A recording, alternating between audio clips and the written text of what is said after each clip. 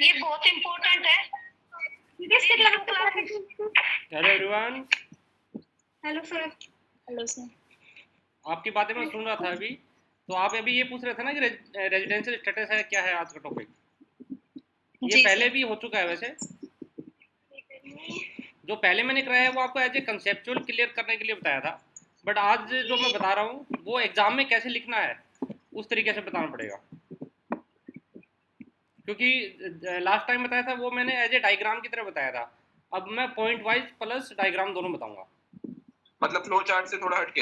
हाँ, flow chart भी बताऊंगा और साथ में थ्योरेटिकल भी बताऊंगा कि भी कैसे लिखना है एग्जाम में, अगर ओके। एग्जाम में क्वेश्चन आएगा तो इसका एक्चुअल में इस क्वेश्चन ये क्वेश्चन पहले तो ये कि बहुत ज़्यादा इंपॉर्टेंट है। ये लगभग हर एग्जाम में आता है और यूनिट 1 का है। और साथ में ये 2 पार्ट में है। आज जो मैं पार्ट कराऊंगा वो इंडिविजुअल का है और जो कल बताऊंगा कल वो जैसे फर्म का हो गया, कंपनी का हो गया, और जो बचा हुआ जो है सारा बताऊंगा। तो अभी स्टार्ट करें फिर। सर इससे पहले आप स्टार्ट करें मैं कोमल को एक बात बोल दूं। हाँ जी, बोल दीजिए। कोमल अपना व्हाट्सएप देख लेना, ठीक है सर? कह दी मैंने। ओके। सर आप स्टार्ट कर दीजिए, मैंने बात बोल दी अपनी। हाँ जी, हाँ जी, अभी मैं शेयर कर रहा हूँ, स्क्रीन शेयर कर रहा हूँ अभी।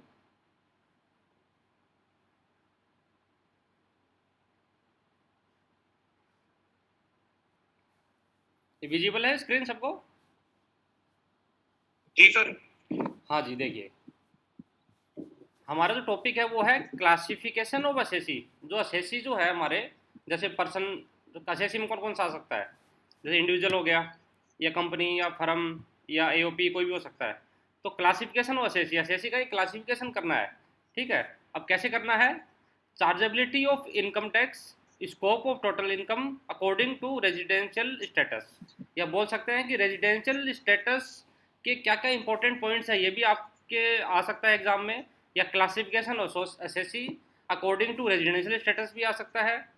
ठीक है, और इसमें एक स्कोप ऑफ टोटल इनकम भी कवर है, जो मैं सेकंड क्लास में बताऊंगा कि आप अगर उसको रेजिडेंशियल में बांट दोगे तब उसको टैक्स कैसे कैसे लगाओगे उस पर। तो इसमें दोनों सेक्शन कवर है। 1 सेकेंड।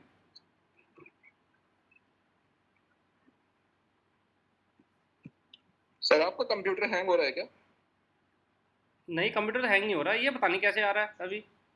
मल्टीपल आ रहे हैं ना बहुत हाँ सारे। हाँ हाँ, पता नहीं कभी आ जाता है कभी नहीं आता, समझ में नहीं आता। चलिए कोई नहीं। अब देखिए इसमें दो सेक्शन इसमें कवर है। एक तो सेक्शन 5 और सेक्शन 6। सेक्शन 6 में तो है कि रेजिडेंशियल स्टेटस के क्या रूल है, कि हम रेजिडेंशियल स्टेटस कौन कौन से होते हैं, जैसे रेजिडेंट है या नॉन रेजिडेंट है। ठीक है, रेजिडेंट एंड ऑर्डिनरली रेजिडेंट है, या resident but not ordinarily resident है। ठीक है, ये इंडिविजुअल में डिवाइड होगा, इंडिविजुअल और एचयूएफ में ये डिवाइड होगा, रेजिडेंट है या नॉन रेजिडेंट है, नॉट ऑर्डिनरी रेजिडेंट है। या फिर अगर वो फर्म है या एलएलपी है या एओपी है या बॉडी ऑफ इंडिविजुअल है या कंपनी है, तो वो रेजिडेंट हो सकती है, नॉन रेजिडेंट हो सकती है। तो एक तो सेक्शन 6 मैं कवर कराऊंगा। उसके बाद जो नेक्स्ट क्लास है उसमें मैं ये सेक्शन भी कवर कराऊंगा कि स्कोप ऑफ टोटल इनकम, कि अगर रेजिडेंस हो, रेजिडेंशियल स्टेटस में अगर वो रेजिडेंट निकला या ऑर्डिनरी रेजिडेंट हुआ तो कौन कौन सी इनकम उस पर टैक्सेबल होगी। उसके बाद अगर resident but not ordinarily resident है तो कौन कौन सी इनकम उस पर टैक्सेबल होगी, और अगर नॉन रेजिडेंट है तो कौन सी इनकम टैक्सेबल होगी। तो ये वाला पार्ट तो भी छोड़ दीजिए, ये तो मैं कल कराऊंगा आपको। इस रेजिडेंशियल स्टेटस जो सेक्शन 6 है इसमें भी आपका मैं अभी ये इंडिविजुअल वाला पार्ट करा रहा हूँ, ये इंडिविजुअल वाला ओनली, इंडिविजुअल और एचयूएफ वाला।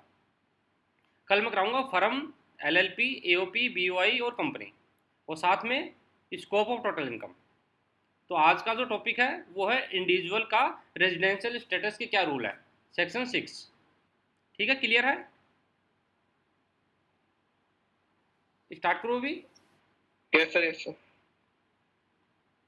और जो मैंने बताया कि जो क्वेश्चन आ सकता है वो ऐसे आ सकता है कि क्लासिफिकेशन ऑफ एसएससी, एसएससी का क्लासिफिकेशन कैसे होगा according to residential status, residence and status, या फिर scope of total income according to residential status, ये कैसे भी आ सकता है। या chargeability of income according to residential status कैसे भी आ सकता है।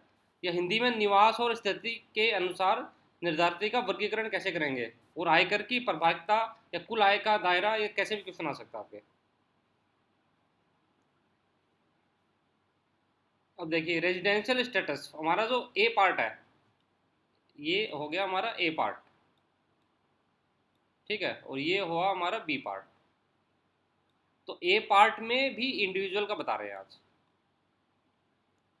अब देखिए रेजिडेंशियल स्टेटस, पहले हम कॉमन पॉइंट देखेंगे कि रेजिडेंशियल स्टेटस का क्या मतलब है, क्यों ये कैलकुलेट किया जाता है, उसमें क्या क्या रूल्स हैं। तो ए पार्ट जो रेजिडेंशियल स्टेटस जिसको आवासीय स्थिति भी बोलते हैं, ये सेक्शन 6 अप्लीकेबल होता है इस पर। अब इसका मतलब क्या है, मीनिंग ऑफ रेजिडेंशियल स्टेटस। तो आवासीय स्थिति का अर्थ देखिए, the incidence of tax on any assessee, कोई भी असेसी है, ठीक है, कोई भी पर्सन है या असेसी है जिस पे टैक्स मतलब कि अप्लीकेबल है, तो उस पर जो इंसिडेंस ऑफ टैक्स है कि टैक्स उस पर कैसे लगेगा, ठीक है, तो वो डिपेंड करता है, depend upon his residential status, कि सबसे पहले उसका रेजिडेंशियल स्टेटस देखा जाता है कि अगर किसी की हम टैक्स की कैलकुलेशन करते हैं जैसे की, तो सबसे पहले उसका रेजिडेंशियल स्टेटस देखा जाएगा। तो किसी निर्धारित पे कर भार अधिनियम के तहत उसकी आवासीय स्थिति पर निर्भर करता है कि उस पर अगर हम कर का भार दे रहे हैं तो सबसे पहले देखा जाएगा कि उसकी आवासीय स्थिति क्या है। तो सेकंड पॉइंट आता है for all purpose of income tax, कोई मतलब सभी पर्पज के लिए, इनकम टैक्स के सभी पर्पज के लिए tax payers are classified into broad categories on the basis of their residential status. मतलब रेजिडेंशियल स्टेटस में हम असेसी को कितने टाइप में कवर कर सकते हैं या कैटेगराइज कर सकते हैं। तो फर्स्ट तो है रेजिडेंट एंड ऑर्डिनरी रेजिडेंट, तो फर्स्ट जो आता है वो है resident and ordinary resident. Second आता है resident but not ordinary resident, और थर्ड आता है नॉन रेजिडेंट जिसको एनआरआई भी बोलते हैं, जो होता है एनआरआई। और ये दोनों मिलके होता है रेजिडेंट, ये दोनों होते हैं रेजिडेंट। रेजिडेंट में भी टू पार्ट आ जाते हैं, रेजिडेंट एंड ऑर्डिनरी रेजिडेंट और resident but not ordinary resident. अब ये जो दो पार्ट है ये बस इंडिविजुअल के होंगे, अगर ये फर्म है, कंपनी है, या एओपी है या बीओआई है, ये सारे दो पार्ट में ही कवर होंगे, रेजिडेंट होगा या नॉन रेजिडेंट होगा। बट अगर इंडिविजुअल है तो रेजिडेंट को दो पार्ट में कवर कर देंगे और साथ में फिर नॉन रेजिडेंट भी होगा। इसको हिंदी में बोलेंगे रेजिडेंट एंड ऑर्डिनरी रेजिडेंट को क्या बोलेंगे, निवासी और सामान्य रूप से निवासी। और resident but not ordinary resident को बोलेंगे निवासी लेकिन सामान्य रूप से निवासी नहीं। और नॉन रेजिडेंट को अनिवासी बोलेंगे। ठीक है, कोई डाउट है इसमें? No sir. मतलब इंडिविजुअल है उसको 3 कैटेगरी में डिवाइड करेंगे। ये देख सकते हैं आप, डायग्राम देख सकते हैं। अगर इंडिविजुअल और एचयूएफ है, आप इंडिविजुअल एचयूएफ को साथ लेके चलिए, तो अगर इंडिविजुअल और एचयूएफ है वो रेजिडेंट होगा और नॉन रेजिडेंट होगा। और रेजिडेंट को भी हम 2 पार्ट में कवर करेंगे, रेजिडेंट एंड ऑर्डिनरली रेजिडेंट। और रेजिडेंट को सेकंड पार्ट है resident but not ordinarily resident, फिर सेकंड पार्ट आएगा नॉन रेजिडेंट। और अगर फर्म या एओपी या लोकल अथॉरिटी या कंपनी अगर ये है, मतलब इंडिविजुअल के अलावा कोई भी है, इंडिविजुअल और एचयूएफ के अलावा अगर दूसरी कंपनी कोई भी है, ठीक है, तो वो देखिए कैसे कैसे कवर होगी। वो होगी ओनली रेजिडेंट और सेकंड है नॉन रेजिडेंट। वो मतलब रेजिडेंट ऑर्डिनरी रेजिडेंट या resident but not ordinary resident इसमें डिवाइड नहीं होगी, ओनली रेजिडेंट भी होगी और नॉन रेजिडेंट भी होगी। अब नेक्स्ट पॉइंट आता है इसमें, the residential status of an assessee must be ascertained with reference to each previous year. मतलब कि हर साल ये कैलकुलेट किया जाएगा, अप्रैल से मार्च का जो भी फाइनेंशियल ईयर होता है तो उसमें हर साल उसकी रेजिडेंशियल स्टेटस देखा जाएगा। ऐसा नहीं है कि मान लो एक साल अगर वो रेजिडेंट हो गया तो सेकंड ईयर भी वो रेजिडेंट ही माना जाएगा। हो सकता है सेकंड ईयर है वो नॉन रेजिडेंट हो जाए, या सेकंड ईयर है वो नॉन ऑर्डिनरी रेजिडेंट हो जाए, कैसे भी वो हो सकता है। तो हर साल कैलकुलेट किया जाएगा अलग अलग। आपको मतलब पॉइंट वाइज ऐसे ही लिखना है। मतलब अगर रेजिडेंशियल स्टेटस का आ जाए तो इंडिविजुअल में आपको पहले तो मीनिंग ऑफ रेजिडेंशियल स्टेटस लिखना है, उसमें आपको बताना है कि जितने भी असेसी है उसका सबसे पहले आवासीय स्थिति का निर्धारण किया जाएगा, रेजिडेंशियल स्टेटस की कैलकुलेशन की जाएगी। उसके बाद रेजिडेंशियल स्टेटस में 3 टाइप में कवर है, ठीक है। उसके बाद जो रेजिडेंशियल स्टेटस है उसकी जो असेसमेंट होगी वो हर साल के लिए होगी, हर प्रीवियस ईयर के लिए अलग अलग होगी। उसके बाद नेक्स्ट पॉइंट है a person who is resident and ordinary resident, मतलब उसका एक एग्जाम्पल है, ये इसका एक एग्जाम्पल है कि ए पर्सन, कोई भी पर्सन है वो रेजिडेंट है, ठीक है, एंड ऑर्डिनरी रेजिडेंट है, रेजिडेंट एंड ऑर्डिनरी रेजिडेंट है, इन 1 ईयर, मतलब 1 साल वो रेजिडेंट और ऑर्डिनरी रेजिडेंट हो गया, तो वो सेकेंड ईयर में नॉन रेजिडेंट भी हो सकता है, या resident but not ordinary resident भी हो सकता है, ठीक है, मतलब अनोदर ईयर में। एक व्यक्ति जो निवासी है, मतलब 1 साल वो निवासी है और 1 वर्ष में सामान्य रूप से निवासी है, वह अनिवासी या निवासी बन सकता है, लेकिन दूसरे वर्ष में सामान्य रूप से निवासी नहीं या उसके विपरीत। मतलब कि 1 साल में वो रेजिडेंट है तो दूसरे साल में नॉन रेजिडेंट भी हो सकता है या नॉट ऑर्डिनरी रेजिडेंट भी हो सकता है, क्योंकि हर साल उसकी कैलकुलेशन अलग अलग की जाती है। अब इसमें देखिए, अब नेक्स्ट पॉइंट आता है, इसमें एक है स्टे इन इंडिया। मैंने बताया था कि इंडिया में स्टे करे, वो एक रूल आएगा अभी कि इंडिया में कितने दिन उसको स्टे करना है। अब इंडिया में स्टे का क्या डेफिनेशन है, मतलब कि इंडिया कहाँ से लेके कहाँ तक है, आप ये बोल सकते हो। तो the term stay in India, जो स्टे इन इंडिया की जो टर्म है उसमें क्या क्या इंक्लूड है, देखो इसमें क्या क्या इंक्लूड माना जाएगा। तो stay in the territorial water, जो भी टेरिटोरियल वाटर, मतलब कि इंडिया की उसके सीमा में जो भी समुद्र आता है, सी आता है या टेरिटोरियल वाटर आता है, ठीक है, वो भी इंडिया में माना जाएगा।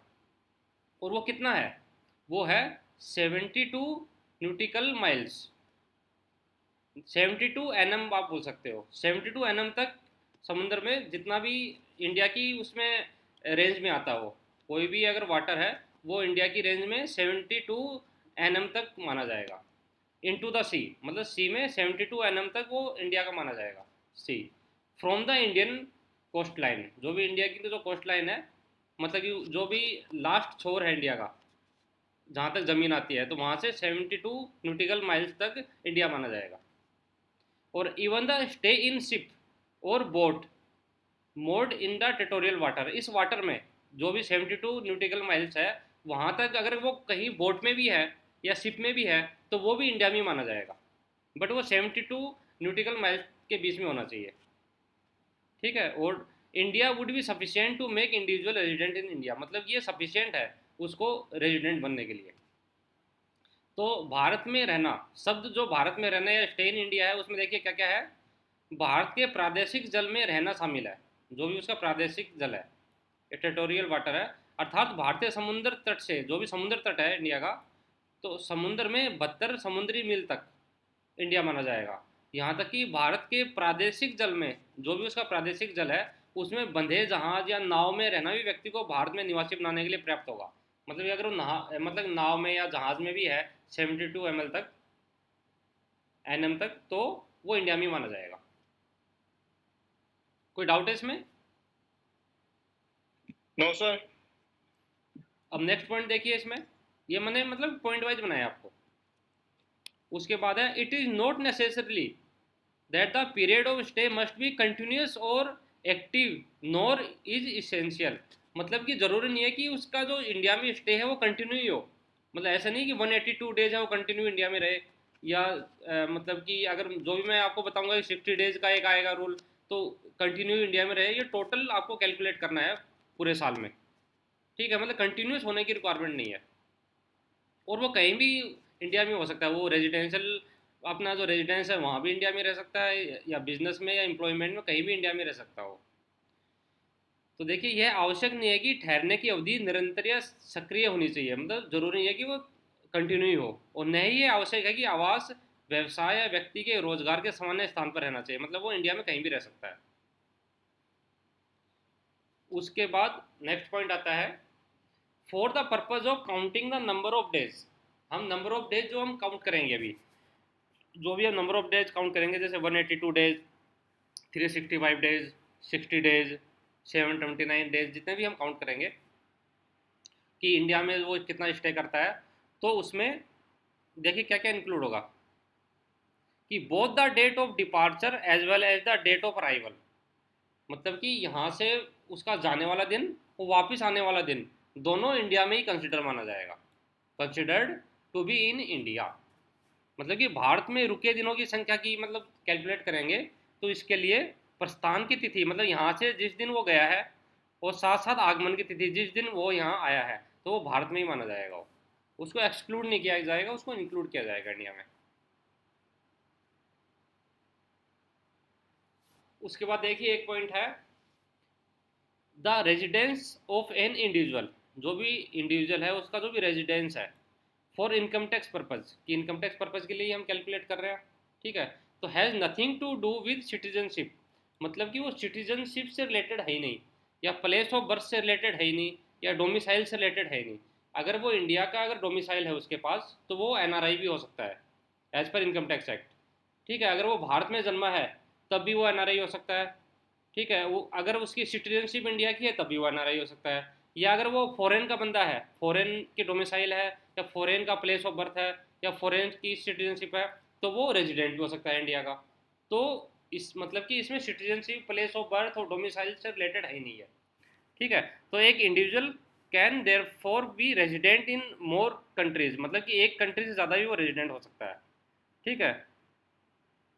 तो आयकर उद्देश्य के लिए किसी व्यक्ति के निवास का नागरिकता, ठीक है, जैसे सिटीजनशिप, जन्म का स्थान मतलब प्लेस ऑफ बर्थ, और अधिवास जिसको हम डोमिसाइल भी बोलते हैं, तो इससे कोई लेना देना नहीं होता। एक व्यक्ति इसलिए एक से अधिक देशों में निवासी हो सकता है भले ही उसके पास केवल एक ही डोमिसाइल हो। कोई डाउट है इसमें? No sir.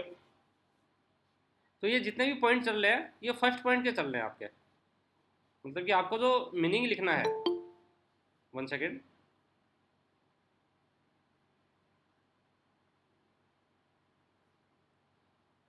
जो आपको मीनिंग लिखना है इसका, कि मीनिंग ऑफ रेजिडेंशियल स्टेटस, इसमें आपको ये पॉइंट सारे कवर करने हैं। उसके बाद हमारा सेकंड पॉइंट स्टार्ट होता है, the provisions for determining the residential status of SSC, कि रेजिडेंशियल स्टेटस अगर हमको कैलकुलेट करना है, डिटरमाइन करना है, तो उसके क्या क्या प्रोविजंस है वो अभी हम स्टार्ट करने वाले हैं, कि निर्धारितियों की आवासीय स्थिति निर्धारित करने के क्या प्रावधान है। ये देखिए, रेजिडेंशियल स्टेटस ऑफ इंडिविजुअल, ठीक है, ये सारे रूल थे वो तो सभी के लिए थे, इंडिविजुअल हो चाहे कंपनी हो, किसी के लिए भी था, वो बस मीनिंग था रेजिडेंशियल स्टेटस का। अब हम स्टार्ट कर रहे हैं residential status of individual, individual का भी स्टार्ट कर रहे हैं कि व्यक्तियों की आवासीय स्थिति के क्या रूल्स हैं। अब जो इंडिविजुअल है वो देखो क्या क्या हो सकता है, एक हो सकता है रेजिडेंट, ठीक है। अब रेजिडेंट में भी टू टाइप के रेजिडेंट हो सकते हैं, एक नॉर्मल इंडिविजुअल, ठीक है, एक स्पेशल इंडिविजुअल। पहले हम नॉर्मल इंडिविजुअल की बात करेंगे। तो रेजिडेंट जो रूल है वो नॉर्मल इंडिविजुअल पे क्या है, मतलब जो निवासी जो है, इंडिया का जो निवासी माना जाएगा, तो सामान्य व्यक्ति पे क्या रूल है उस पर, जो भी नॉर्मल व्यक्ति है, ठीक है। मैं एक स्पेशल व्यक्ति के बारे में बात करूंगा, उसको छोड़कर सारे नॉर्मल व्यक्ति माने जाएंगे। अब देखिए रेजिडेंस का क्या रूल है नॉर्मल व्यक्ति पर, कि नॉर्मल व्यक्ति कब रेजिडेंट है, ये रूल है। तो अंडर सेक्शन 6(1), ये 6(1) सेक्शन है, an individual is said to be resident, एक इंडिविजुअल है वो रेजिडेंट माना जाएगा, individual said to be resident in India, मतलब इंडिया में रेजिडेंट माना जाएगा, इन एनी प्रीवियस ईयर, तो हम तो प्रीवियस ईयर की बात कर रहे हैं क्योंकि हम प्रीवियस ईयर की ही असेसमेंट करते हैं, ठीक है। तो individual is said to be resident in India in any previous year if he satisfy any one of the following condition, ये जो दो कंडीशन है 1 और 2, इनमें से कोई भी अगर वो सेटिस्फाई कर दे तो उसको रेजिडेंट मानेंगे, या तो वो दोनों कर दे सेटिस्फाई या वन कर दे, तो कोई भी अगर सेटिस्फाई कर दे तो उसको इंडिया में रेजिडेंट मानेंगे। अब क्या कंडीशन है, तो धारा 6(1) के तहत एक व्यक्ति को किसी भी पिछले वर्ष में भारत में निवासी कहा जाएगा, निवासी माना जाएगा, यदि वह निम्नलिखित शर्तों में से किसी एक को पूरा कर दे। एक शर्त को पूरा करना जरूरी है, क्या है, he has been in India, वो इंडिया में रहे, has been in India during the previous year, पिछले साल वो इंडिया में रहे, for a total period of 182 days और मोर, मतलब पिछले साल वो 182 दिन या उससे ज़्यादा इंडिया में रहे। सॉरी।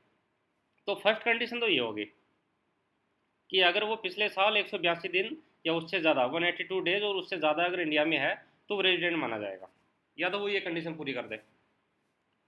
चलो ये कंडीशन वो पूरी नहीं कर रहा, अब सेकंड कंडीशन क्या है, he has been in India, वो इंडिया में रहे during the 4 years immediately proceeding the previous year, जो पिछले साल की हम कैलकुलेट कर रहे हैं उससे भी पिछले 4 साल, उससे भी पिछले 4 साल में वो टोटल 365 डेज इंडिया में रहे।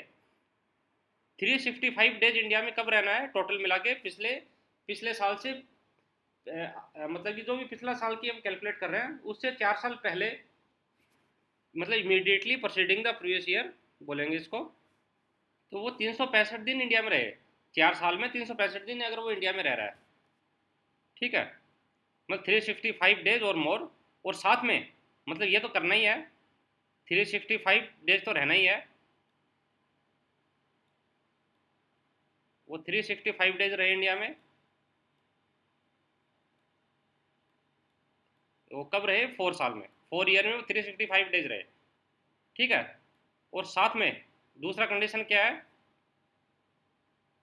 And has been in India, और साथ में इंडिया में रहे at least 60 days in the previous year, और पिछले साल वो 60 डेज रहे इंडिया में। पिछले साल कितना रहे? 60 डेज रहे इंडिया में वो, तो वो सेकंड कंडीशन पूरी माना जाएगा। 1 सेकंड,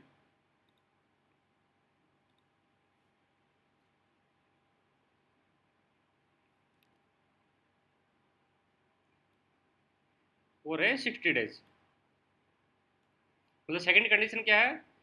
4 साल में 365 दिन रहे इंडिया में, और प्लस 60 डेज रहे पिछले साल में, या तो ये कंडीशन पूरी कर दे वो, या फिर पिछले साल 182 दिन रहे इंडिया में, ये कंडीशन पूरी कर दे। कोई भी कंडीशन अगर वो पूरी कर रहा है दोनों में से, तो वो रेजिडेंट माना जाएगा, निवासी माना जाएगा। तो वह पिछले वर्ष से ठीक पहले के 4 वर्षों के दौरान 365 दिनों या उससे अधिक की कुल अवधि के लिए भारत में रहा हो, मतलब 4 साल में 365 दिन या उससे ज़्यादा रहा हो, और पिछले वर्ष में कम से कम 60 दिनों के लिए भारत में रहा हो, ठीक है। ये कंडीशन तो ये हो गई। और एक कंडीशन है वह पिछले वर्ष के दौरान कुल 182 दिन या उससे अधिक की अवधि के लिए भारत में रहा हो। उन दोनों में से अगर वो एक कंडीशन पूरी कर देता है, वो क्या माना जाएगा? वो रेजिडेंट माना जाएगा। और ये अगर वो नॉर्मल इंडिविजुअल है तो। इसमें कोई डाउट है Manish ji? No no no. ठीक है, हमारा पॉइंट ए हो गया है, ये पॉइंट ए हो गया हमारा। मतलब रेजिडेंशियल स्टेटस ऑफ इंडिविजुअल में जो फर्स्ट पार्ट आता है वो आता है रेजिडेंट फॉर नॉर्मल इंडिविजुअल, मतलब रेजिडेंट की क्या रूल है।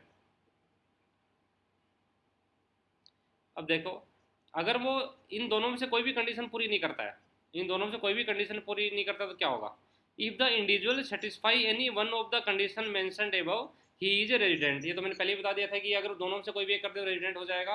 If both the above conditions are not satisfied, मतलब कोई भी कंडीशन सेटिस्फाई नहीं करता है, तो क्या होगा? तो the individual is a non resident, उसको फिर नॉन रेजिडेंट मानेंगे, उसको एनआरआई बोलेंगे, ठीक है। कोई डाउट? No sir. फिर सेकंड पॉइंट आता है, हाँ जी, फिर सेकंड पॉइंट आता है हमारा रेजिडेंट फॉर स्पेशल इंडिविजुअल। वो रेजिडेंट था नॉर्मल इंडिविजुअल के लिए था, अगर वो स्पेशल इंडिविजुअल है तो रेजिडेंट होने के लिए उसको क्या पूरा करना पड़ेगा? मतलब अगर निवासी है विशेष व्यक्ति के लिए, पहले तो देख लेते हैं विशेष व्यक्ति कौन है।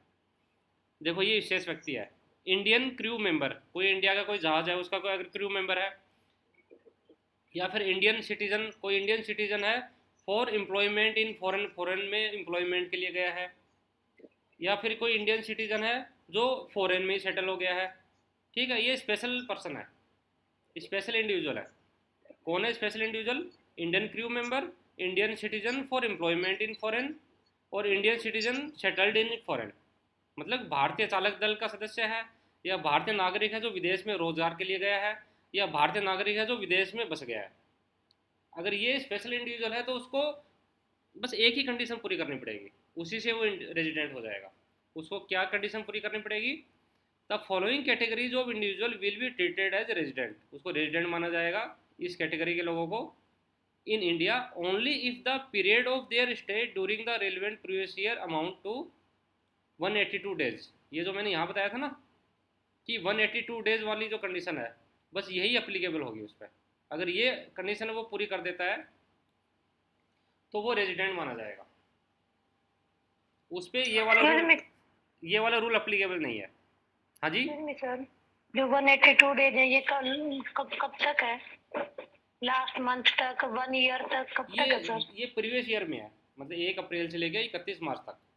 Okay sir. 1 अप्रैल से लेके 31 मार्च तक टोटल मिला के अगर वो 182 डेज इंडिया में रहता है ठीक है, टोटल कैलकुलेशन कर लो, तो वो अगर 182 डेज या उससे ज़्यादा जाता है तो वो रेजिडेंट माना जाएगा।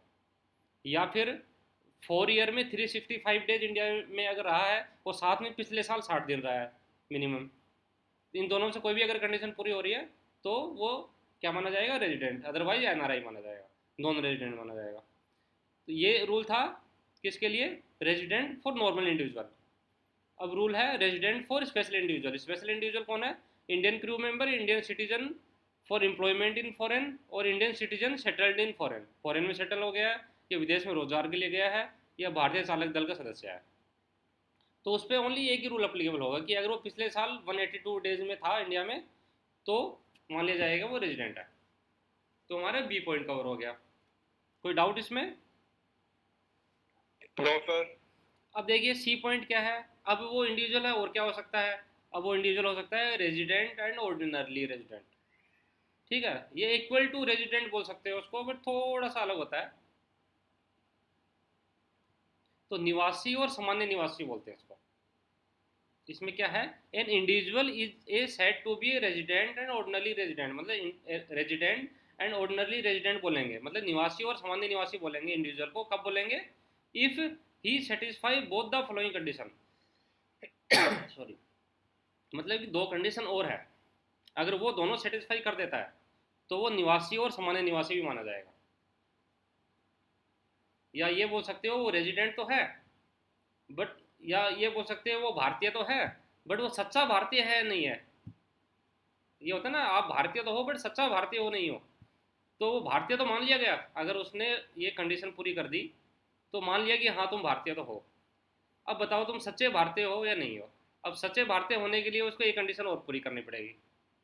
अब क्या कंडीशन पूरी करनी पड़ेगी, उसको ऑप्शन दे दिया इन दोनों से कुछ भी पूरी कर दो, मैं मान लूँगा आप सच्चे भारतीय हो। क्या हो, रेजिडेंट एंड ऑर्डिनरी रेजिडेंट हो, निवासी और सामान्य निवासी हो। उसको क्या करना पड़ेगा, तो एक व्यक्ति को निवासी और सामान्य रूप से निवासी कहा जाता है यदि वो निम्नलिखित दोनों शर्तों को पूरा करता है। उनको दोनों शर्तों को पूरा करना पड़ेगा। क्या है, he is a resident at least in any 2 out of the last 10 years, पिछले 10 साल में। पिछले कब 10 साल, परसीडिंग द रेलिवेंट प्रीवियस ईयर, जो जो प्रीवियस ईयर है उससे पहले या पिछले 10 सालों में वो कम से कम, मतलब एटलीस्ट 2 साल वो रेजिडेंट रहे।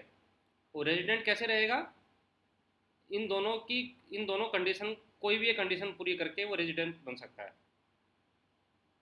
तो पिछले 10 सालों में से 2 साल वो रेजिडेंट रहे, एक कंडीशन ये पूरी करनी पड़ेगी उसको कि वह प्रासंगिक पिछले वर्ष से पहले पिछले 10 सालों में से कम 2 वर्षों में निवासी है। और साथ में ये और है, ये इंग्लिश वाला और नहीं है, हिंदी वाला और है। His total stay in India, India में जो उसका टोटल स्टे है इन द लास्ट 7 ईयर्स, ठीक है, पिछले 7 सालों में उसका जो टोटल स्टे है इंडिया में, परसीडिंग द रेलिवेंट प्रीवियस ईयर, ये सभी में परसीडिंग द रेलिवेंट प्रीवियस ईयर ही आएगा कि पिछले साल से, जो हम पिछले साल की हम बात कर रहे हैं या प्रीवियस ईयर की बात कर रहे हैं, उससे पिछले 7 साल या 10 साल या 2 साल या 5 साल जो भी है। तो रेलिवेंट प्रीवियस ईयर में 730 दिन या उससे ज़्यादा इंडिया में रहे। क्या रूल है कि 10 सालों में से 2 साल निवासी रहे और साथ में पिछले 7 साल में 730 दिन वो इंडिया में रहे। ठीक है, stay in India, his total stay in India 7 year में से 730 दिन वो इंडिया में रहे, 730 और ज़्यादा। तो अगर दोनों कंडीशन वो पूरी कर देता है तो वो सच्चा भारतीय है, मतलब निवासी और सामान्य निवासी है, ये रेजिडेंट एंड ऑर्डिनरी रेजिडेंट है। ठीक है, इसमें कोई डाउट है? No sir. उसके बाद है कि अगर इन दोनों को कंडीशन को पूरा अगर वो नहीं करता है। हेलो सर जी। Hello sir. हाँ जी बताइए सर क्वेश्चन से बोल। हाँ जी बताइए सर जो इसमें 10 साल में बोल रहे हैं कि 2 साल रहना जरूरी है, ठीक है, नहीं, इंडिया 2 के साल अंदर रहना नहीं, 2 साल रेजिडेंट रहे। 2 साल रेजिडेंट रहे वो। हाँ जी, हाँ तो सर मिनिमम 2 साल रेजिडेंट रहे। मतलब ये जो 2 साल होंगे ये कंटिन्यू नहीं, रहेंगे, कंटिन्यू की मतलब बात 2 नहीं साल। हो रही, कंटिन्यू की बात नहीं हो रही, कोई भी 2 साल रेजिडेंट रह ले। अच्छा, कोई भी 2 साल, मतलब हाँ 10 साल के अंदर 2 साल हाँ, वो कोई रहे भी 2 हो, साल रेजिडेंट रह ले। निवासी रहे हो। हाँ हाँ, निवासी रहे। और साथ में पिछले 7 साल में 730 दिन इंडिया में रहे, 730 या ज़्यादा दिन। ठीक है सर, थैंक यू। ठीक है, इन दोनों को कंडीशन अगर वो पूरी कर देता है तो वो रेजिडेंट एंड ऑर्डिनरी रेजिडेंट हो जाएगा। सर अच्छा सवाल करा इन्होंने। नहीं, ये तो मैं पहले ही आपको बता चुका हूँ कि देखो इस पॉइंट पे मैंने बताया था, आपने अगर अगर देखा होगा, यहाँ पर देखिए मैंने बताया था कि इसमें कंटिन्यूस नहीं होगा। ठीक है, it is not necessary, it is not necessary that the period of stay must be continuous. कोई भी नेसेसरी नहीं है, कोई भी ज़रूरी नहीं है कि वो कंटिन्यूस हो। ठीक है ना, पहले ही मैंने पॉइंट में कवर कर दिया था। Okay sir. तो उसने बेसिक कंडीशन वो पूरी कर चुका है, वो रेजिडेंट हो चुका है। उसके बाद की बातें हैं, उसके बाद की बातें हैं कि हाँ वो रेजिडेंट तो है, बट रेजिडेंट में कौन सा रेजिडेंट है? तो ऑर्डिनरी रेजिडेंट है, रेजिडेंट्स एंड ऑर्डिनरी रेजिडेंट है जो हम बता चुके हैं, या फिर resident but not ordinary resident है, वो सच्चा भारतीय नहीं है। अब इसके लिए क्या करना पड़ेगा उसको? A not ordinary resident person is one, कौन है? Who satisfy any one of the following conditions. अगर वो ये कंडीशन पूरी कर दे, एक गैर निवासी व्यक्ति वह है जो किसी भी शर्तों को संतुष्ट करता है। इनमें से कोई भी अगर शर्त को संतुष्ट करता है, क्या है? If such individual has been non resident, पहले मैंने बताया था कि 2 साल रेजिडेंट रहे हो, अब इसमें बता रहा है कि वो नॉन रेजिडेंट रहे, इस बार नॉन रेजिडेंट रहना है। If such individual has been non resident in India, India में नॉन रेजिडेंट रहना है, in any 9 out of the 10 previous year, मतलब 10 सालों में से कोई भी 9 साल अगर वो नॉन रेजिडेंट रह गया तो उसको ये कंडीशन संतुष्ट हो जाएगी। उसको कोई भी एक शर्त संतुष्ट करना है।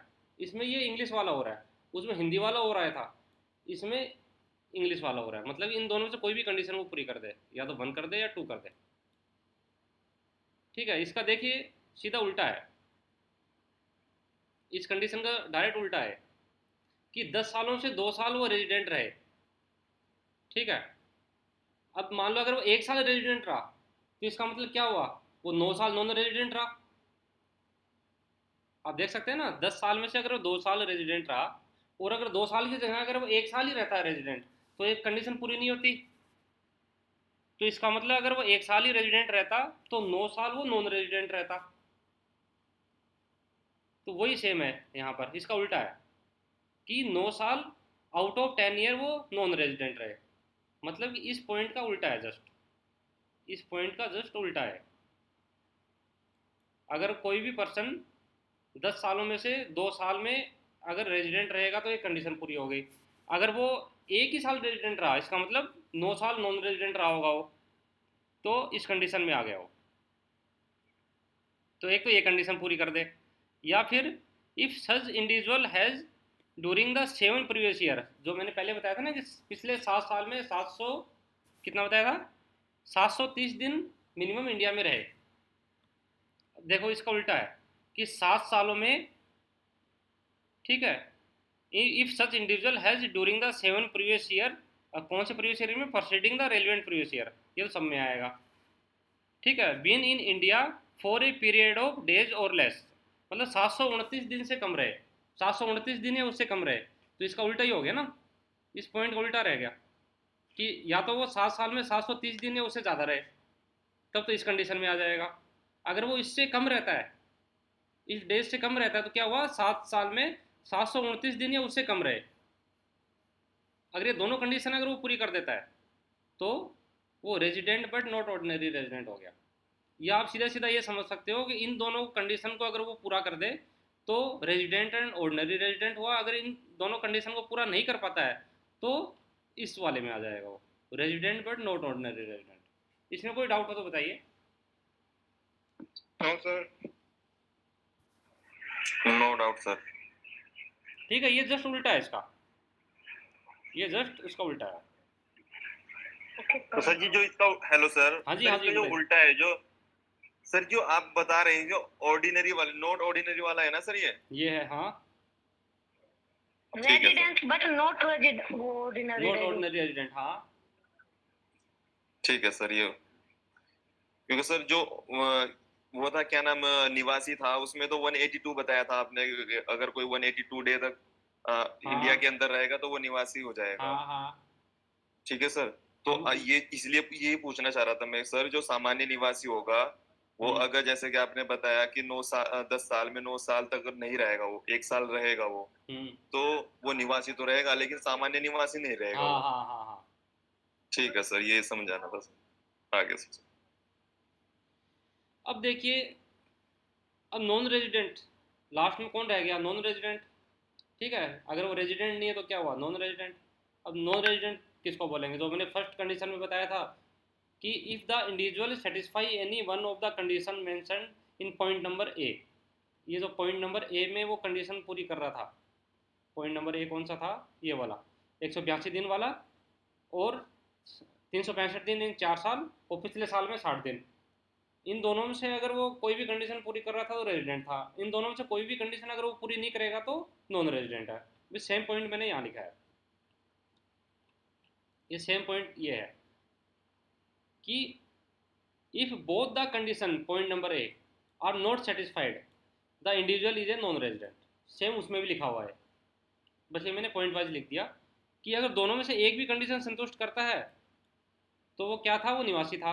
वो दोनों में से कोई भी नहीं करता है तो वह निवासी हो गया। ठीक है, तो वो नॉन रेजिडेंट कैसे हुआ बता दिया मैंने। ये तो पहले के रूल थे। उसके बाद एक अमेंडमेंट आया है। ठीक है, एक अमेंडमेंट आया है फाइनेंशियल ईयर 2021 में। सर तो ये 2021 में। हमारे क्वेश्चन इसके सर। हाँ जी। सर तो जो ये अमेंडमेंट आए हैं, हाँ जी। जो चेंज हुआ है, वो हमारे क्वेश्चन पेपर में लिखना पड़ेगा? हाँ जी, लिखना जो पड़ेगा। अभी जो क्वेश्चन। हाँ जी। ओके ओके सर, हाँ ओके। जी, लिख दोगे तो नंबर अच्छे आ जाएंगे। अब देखिए, ओके सर। अब एक नेक्स्ट पॉइंट बनता है। पहले क्या बना था हमारा? फर्स्ट पॉइंट क्या बना था? रेजिडेंट बना था फॉर नॉर्मल पर्सन, फिर रेजिडेंट बना था फॉर स्पेशल पर्सन, फिर नॉर्मल रेजिडेंट बना था, ऑर्डनरी रेजिडेंट, फिर नॉट ऑर्डनरी रेजिडेंट बना था। अब एक एडिशनल प्रोविजन आया है 1, एडिशनल प्रोविजन 1। तो इसमें भी, इसको भी हम resident but not ordinary resident ही बोलेंगे। ठीक है, एडिशनल प्रोविजन आया है 1, फर्स्ट एडिशनल प्रोविजन है, जो कब आया था? 2021 में आया था। उसमें देखिए क्या है कि इंडियन सिटीजन, कोई भी इंडियन सिटीजन है, ठीक है, इंडियन सिटीजन होना चाहिए, हैविंग टोटल इनकम, उसकी टोटल इनकम कितनी होनी चाहिए? 15 लैक्स, मतलब 15 लाख से ज़्यादा उसकी टोटल इनकम होनी चाहिए। मतलब पिछले साल में, प्रीवियस ईयर में, अगर उसकी टोटल इनकम 15 लाख से ज़्यादा है और वो इंडियन सिटीजन है। अब टोटल इनकम में क्या क्या इंक्लूड है? इसमें फॉरेन सोर्स से इनकम इंक्लूड नहीं है। इसमें लिखा ना, other than from foreign source. अगर फॉरेन सोर्स से कोई इनकम इंक्लूड है तो वो उसको हटा दिया जाएगा। तो इंडिया से जो भी इनकम उसको आ रही है वो टोटल इनकम 15 लाख से ज़्यादा है और वो इंडियन सिटीजन है। ठीक है, ये तो ये रूल इस पे अप्लीकेबल है, इस पर्सन पे अप्लीकेबल है। ठीक है, तब क्या होगा अगर ऐसा है? तो क्या होगा? Not liable to tax in any other country, और साथ में प्लस क्या हुआ है? प्लस क्या हुआ है?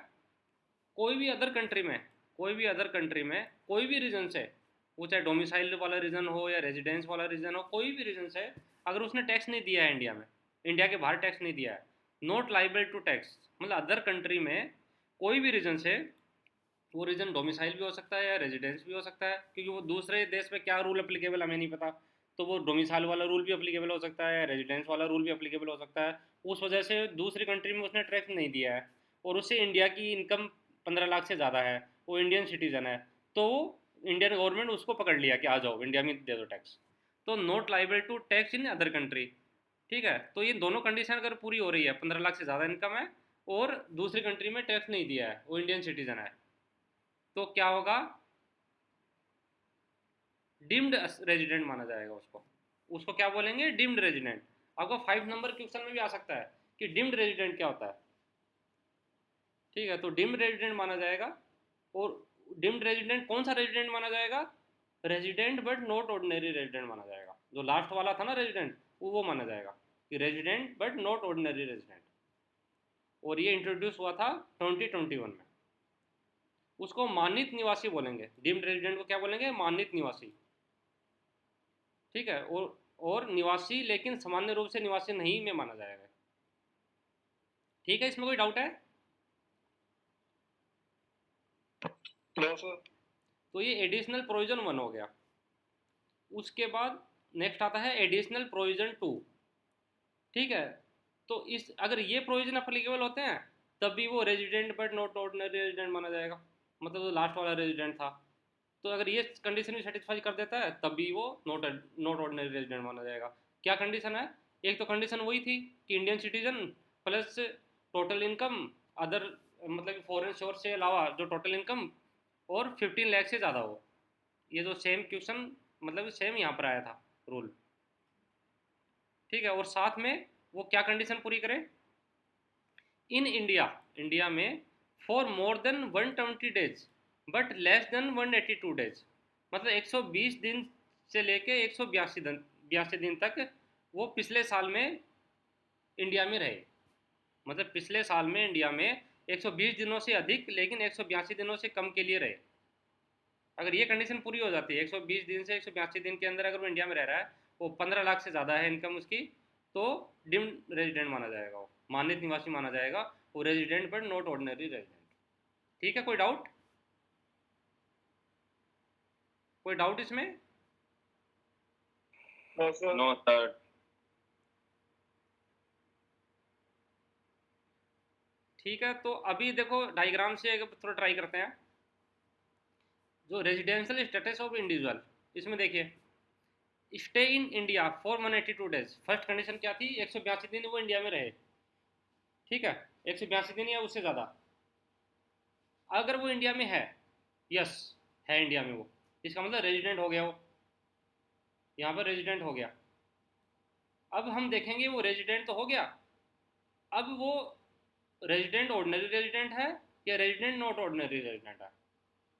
अगर मान लिया नो, नहीं रेजिडेंट नहीं हुआ, मतलब कि 182 दिन से ज़्यादा नहीं है, तो हम सेकंड देखेंगे कंडीशन पूरी कर रहा है नहीं, कि वो पिछले साल 100 मतलब पिछले साल 60 दिन से ज़्यादा इंडिया में रह रहा है, और साथ में प्लस है, यहाँ पर ये ध्यान रखना प्लस है, साथ में पिछले 4 साल में 365 दिन रह रहा है। तो इन दोनों को मिलाकर अगर ये कंडीशन पूरी हो रही है तब भी वो रेजिडेंट में आ जाएगा, तब भी इस पर आ जाएगा वो, कि वो भी यहाँ पर भी रेजिडेंट है और यहाँ पर भी रेजिडेंट है। इन दोनों में से कोई भी अगर कंडीशन पूरी कर रहा है तो वो रेजिडेंट माना जाएगा। फिर देखा जाएगा कि वो ROR है या RNOR है। अब ये करने के लिए क्या करना पड़ेगा? एक कंडीशन हमको और पूरी करनी पड़ेगी, एक कंडीशन और पूरी करनी पड़ेगी। ये देखना पड़ेगा कि ये कंडीशन भी अगर वो पूरी कर रहा है क्या। अब क्या कंडीशन है कि 10 सालों में से 2 साल वो रेजिडेंट रहे, 10 सालों में से 2 साल वो रेजिडेंट रहे, और प्लस 7 साल में 730 दिन या ज़्यादा वो इंडिया में रहे। अगर है, अगर हाँ है, इसका मतलब वो सच्चा भारतीय है, वो ROR है, रेजिडेंट ऑर्डिनरी रेजिडेंट है। अगर नहीं है ऐसा, अगर नहीं हो पाया ऐसा, तो लास्ट में क्या बच गया? RNOR है। ठीक है, और अगर यहाँ पर कंडीशन उसने पूरी नहीं की और यहाँ पर भी कंडीशन उसने पूरी नहीं की, तो क्या हुआ? वो हो गया नॉन रेजिडेंट। कोई doubt? No sir. No sir, doubt तो कुछ नहीं। अब देखिए ये वाला चार्ट जब मैंने प्रैक्टिकल बताया था आपको रेजिडेंट का, उसमें बताया था आपको, अगर याद होगा तो आपको। ये भी एक बार मैं बस रिवाइज करा देता हूँ। Residential status section 6 for individual and HUF, उसमें how to determine residential status. तो इसमें 2 पार्ट में हमने कवर किया था, नॉर्मल इंडिविजुअल और साथ में स्पेशल इंडिविजुअल। स्पेशल इंडिविजुअल में कौन था? इंडियन क्रू मेंबर था, Indian citizen for employment in foreign और Indian citizen settled in foreign. ठीक है, तो उसकी क्या बेसिक कंडीशन थी? 182 डेज इंडिया में रहे।